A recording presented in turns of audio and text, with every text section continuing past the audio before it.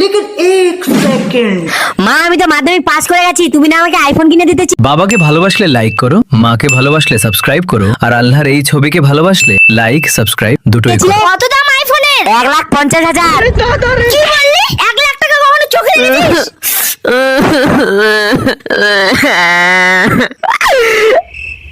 মনে হয় ছেলেটাকে জোরে মেরে দিলাম। এই যে বেটা তোর আইফোন 16 প্রো ম্যাক্স। আরে এটা তো সত্যি সত্যি আইফোন। আরে মার মার, সামনে চলে গেল, মার।